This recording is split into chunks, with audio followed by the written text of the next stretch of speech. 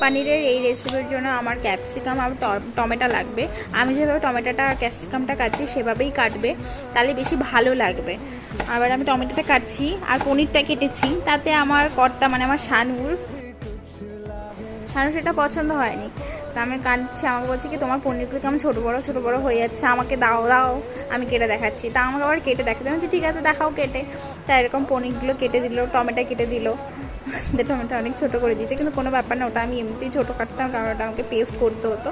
তা আমার এই পনিরের রেসিপির জন্য আমি কাঁচা লঙ্কা, আদা, টমেটো আর ভেজানো পোস্ত আর কাজুটা আমি দিয়ে দিয়েছি। এটা হচ্ছে আমার পেস্ট, একটু টক দই দিতে হবে। এটা হচ্ছে পনিরের পেস্টটা বানিয়ে নিয়েছি। এর মধ্যে একটু নুন আর একটু চিনি দিয়েছি, চিনি দিলে পনিরগুলো লাল লাল হবে। ভালো করে পনিরগুলো ভাজা হয়ে গেলে পনিরগুলো তুলে নিয়েছি।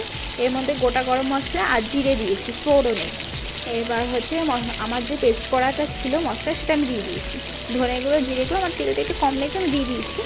আর একটুখানি ঘি দিয়েছি, সেটা আমার দেখানো হয়নি, সবটা তো দেখানো সম্ভব হয় না। আর আমার ভিডিওটা অনেকটা লং হয়ে যাবে, এই ভয়তে আমি একটু ফাস্ট ফরওয়ার্ড করে দিয়েছি। এবার জল দিয়ে একটু পনির দিয়ে ফুটিয়ে নিয়ে আমার রেডি হয়ে গেছে। শানুর কাছে বলছি এনাও টেস্ট করো কেমন হয়েছে বলো। সুন্দর হয়েছে খেতে। ছুটির দিনে এমন রান্না একটু সবাই চায়। এই যে তারপরে আমি ভাবলাম কি একটুখানি ওকেও একটু দিয়েই দিই, সামনে আছে তাকিয়ে। তো এই যে না খুব ভালো খেতে হয়েছে, খুবই সুন্দর হয়েছে।